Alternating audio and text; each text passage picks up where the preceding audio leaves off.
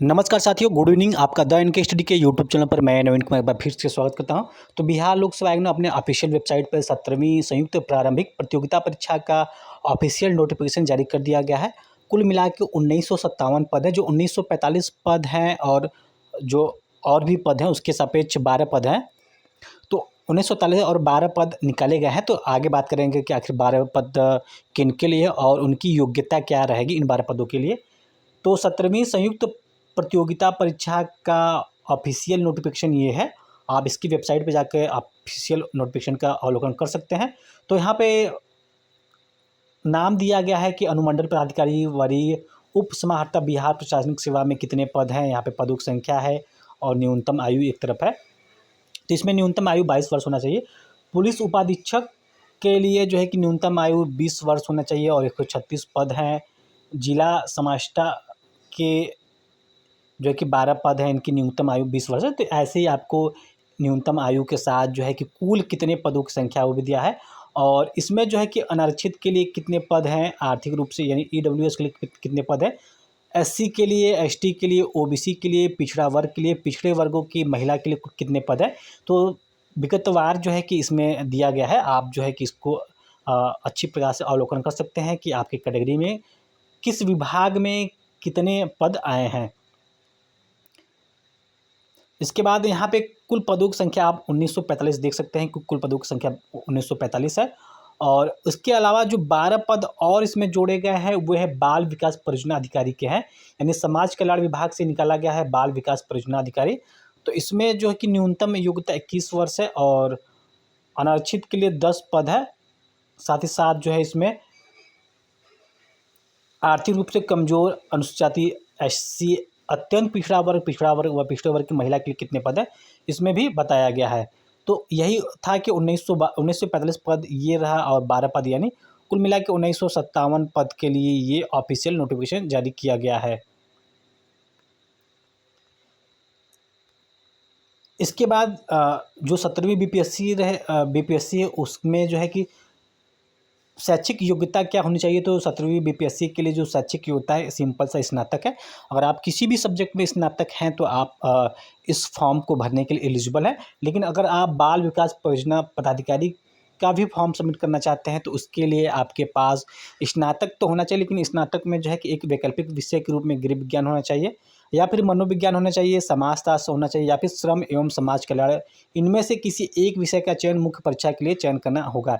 यानी जिन्होंने स्नातक में ये सब्जेक्ट लिया है तो आप बाल विकास परियोजना पदाधिकारी के लिए भी एलिजिबल हो जाते हैं। साथ ही साथ 17वीं जो ये तो आप भरेंगे ही और बाल विकास परियोजना पदाधिकारी के लिए भी योग्य हो जाते हैं। इसके बाद जो है कि अगर आप बिहार के मूल निवासी हैं तो आपको आरक्षण मिलेगा, या अगर आप बिहार से अदर स्टेट के हैं, किसी भी राज्य से हैं, तो आपको, अगर महिला हैं तो आपको जो है कि यूआर में ही काउंट किया जाएगा। महिला हो या फिर पुरुष हो तो आपको यूआर में काउंट किया जाएगा। तो बिहार के मूल निवासियों को ही केवल जो है कि आरक्षण का लाभ मिलेगा, उन्हें जो है कि आयु में छूट दी जाएगी। इसके बाद जो उम्र सीमा होनी चाहिए, किसी पद के लिए उम्र सीमा मिनिमम 20 वर्ष रखा गया है, तो किसी पद के लिए 21 वर्ष और किसी पद के लिए 22 वर्ष रखा गया है। अब इसमें अधिकतम जो होगी उम्र सीमा है पुरुष के लिए, अनारक्षित पुरुष के लिए 37 वर्ष है। अनारक्षित महिला के अनारक्षित महिला, पिछड़ा वर्ग, अत्यंत पिछड़ा वर्ग पुरुष एवं महिला के लिए 40 वर्ष है। अनुसूचित जाति एवं जनजाति के लिए इसमें जो है कि 42 वर्ष रखा गया है। तो इस प्रकार से जो है कि छूट दी गई है। इसके बाद आप इस विज्ञापन को भली भांति पढ़ सकते हैं। जो जो मेन चीज़ है उसको जो है कि आपको यहाँ पे बता दिया जा रहा है। अब समान अभ्यर्थियों के लिए जो उसमें फ़ीस रखा गया है, समान अभ्यर्थियों के लिए इसमें 600 रुपये फ़ीस है, यानी ऑनलाइन पेमेंट आपके 600 रुपये देने होंगे। बिहार राज्य के एससी एसटी के लिए 150 रुपये है। बिहार राज्य के स्थायी निवासी सभी, यानी आरक्षित और अनारक्षित महिला उम्मीदवारों के लिए 150 रुपये है। यानी ये बिहार राज्य की बात की जा रही है कि जो भी आरक्षित यानी यूआर कैटेगरी की महिला हो या फिर जो रिजर्व कैटेगरी की महिला, उनके लिए 150 रुपये रखा गया है। दिव्यांग अभ्यर्थियों के लिए 150 रुपये है। अन्य सभी उम्मीदवारों के लिए 600 रुपया रखा गया है। यानी अन्य सभी उम्मीदवार यानी सामान्य अभ्यर्थियों के लिए, जो भी बिहार राज्य के सामान्य अभ्यर्थी हैं उनके लिए 600 है, या फिर बिहार राज्य के अलावा जो भी अभ्यर्थी इस फॉर्म को भरेंगे तो वो अन्य सभी उम्मीदवारों में शामिल हो जाएंगे, चाहे वो मेल हो चाहे फीमेल हो, उनको 600 रुपया फीस पेड करना होगा। और जिनका आधार नहीं है उनके लिए 200 रुपया यहाँ पे अलग से लगेगा।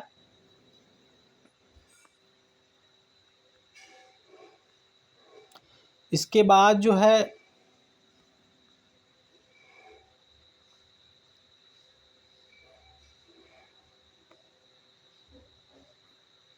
सबसे बड़ी बात है कि इस एग्ज़ाम में जो है कि नेगेटिव मार्किंग है, यानी 1/3 का नेगेटिव मार्किंग भी है। यानी एक गलत उत्तर करते हैं तो आपके सही प्रश्न में से 1/3 अंक काट लिए जाएंगे।